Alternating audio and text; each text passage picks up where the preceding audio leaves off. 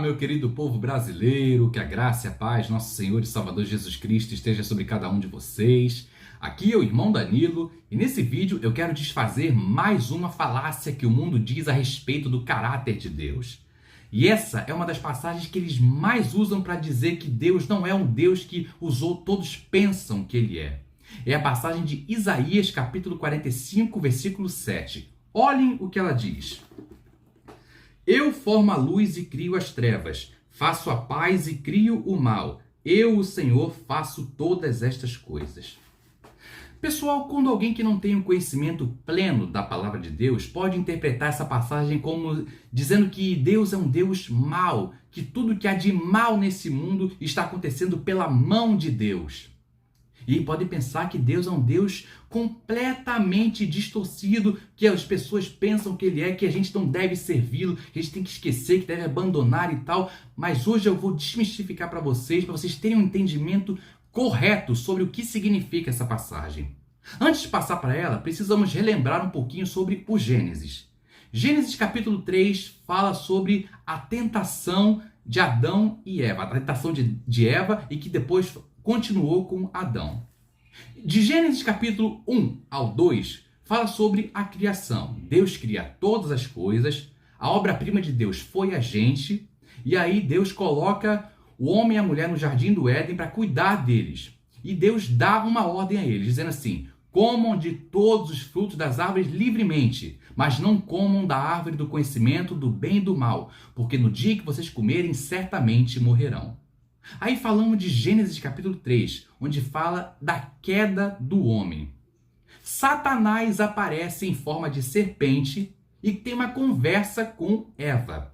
Ele pergunta assim: não é certo que Deus disse que vocês não poderiam comer de todas as árvores desse jardim? E aí Eva diz: podemos comer de todas as árvores livremente, exceto da árvore que está no meio do jardim. E não devo comer e nem tocar, porque no dia em que eu comer dela, eu vou morrer. E aí a serpente diz o que para Adão e Eva? Para Eva: nananina não, você não vai morrer não. Sabe por quê? Porque no dia em que você comer, os seus olhos vão se abrir e você, assim como Deus, se tornará conhecedora do bem e do mal. E Eva, vendo que o fruto, era bom para se comer e dominada pelo seu desejo, pega, come e dá para o seu marido. E aí o que acontece? A morte entra na humanidade. O pecado entrou na humanidade. E aí aconteceu? O tempo foi passando e aí acontece o primeiro homicídio. Caim mata seu irmão mais novo, Abel. Por quê? Porque Abel ofereceu um sacrifício a Deus melhor que Caim. Enquanto Caim deu uma oferta qualquer ao Senhor, Abel não. Abel deu o seu melhor, as primícias do seu rebanho. E aí com isso Deus se alegrou. Mas Caim, dominado pela fúria, pela inveja, pelo ódio, vai lá e mata seu irmão. E aí o que aconteceu? A violência foi aumentando, até chegar a Noé. Noé e sua família são salvos de um dilúvio universal, né? Só eles foram poupados junto com os animais, enquanto toda aquela geração pereceu em águas do dilúvio. E aí chegamos ao ponto principal dessa passagem. Aqui, pessoal, o povo de Jerusalém foi levado cativo, estava sendo prestes a ser levado cativo para a Babilônia. Por quê? Porque eles abandonaram a Deus, começaram a servir Baal, começaram a sacrificar suas crianças aos ídolos, começaram a assassinar profetas, tantas e tantas outras maldades. E aí, com o que aconteceu? Deus, usando o profeta Isaías, profetiza que o povo de Judá, de Jerusalém, seria levado cativo para a Babilônia e ficariam lá por um bom tempo.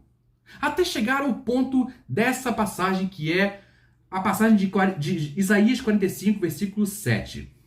Eu formo a luz e crio as trevas, faço a paz e crio o mal. O que significa essa passagem? Vendo os versículos anteriores, significa o que diz? Se levantaria um rei que seria usado por Deus para executar o seu juízo sobre a Babilônia. E esse rei, quem foi? Foi o rei Ciro, o rei da Pérsia. Ele seria usado por Deus para acabar com a Babilônia e trazer de volta o povo de Jerusalém, o povo de Israel para Jerusalém, para reconstruírem a sua cidade.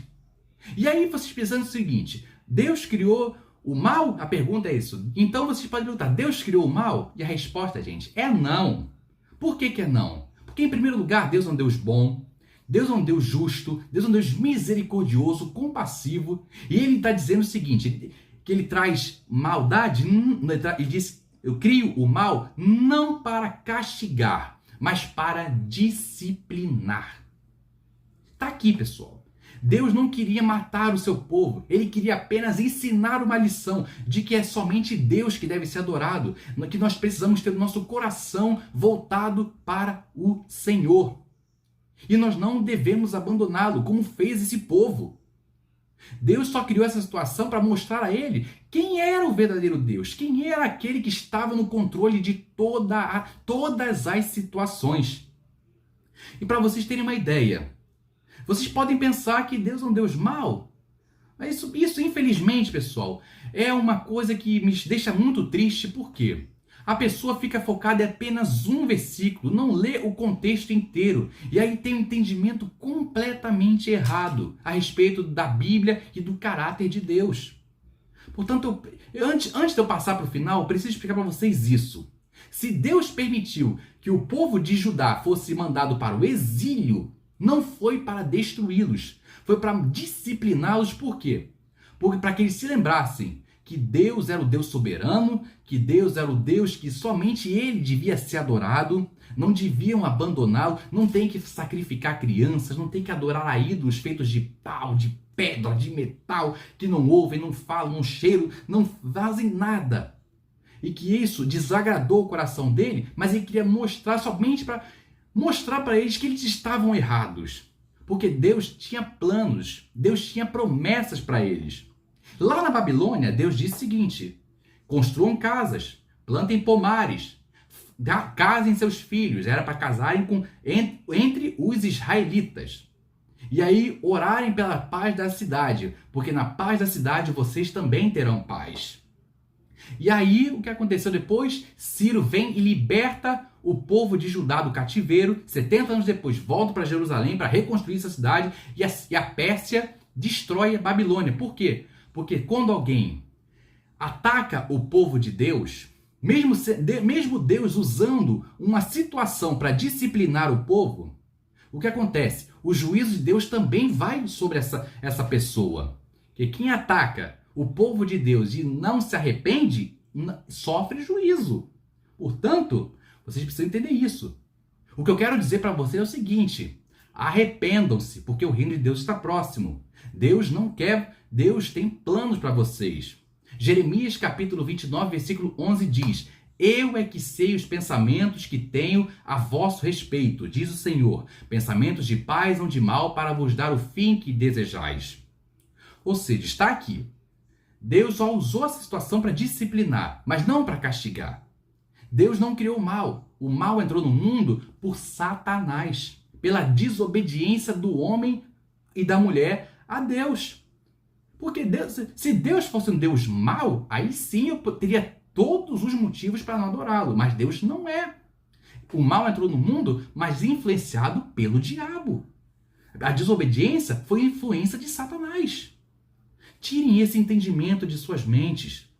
Deus não é quem vocês pensam. Deus é um Deus bom, Deus de amor. E que quer fazer uma grande diferença em suas vidas. Quer dar para vocês uma vida plena e abundante, como o Senhor Jesus disse. Eu vim para que vocês tenham vida e tenham em abundância.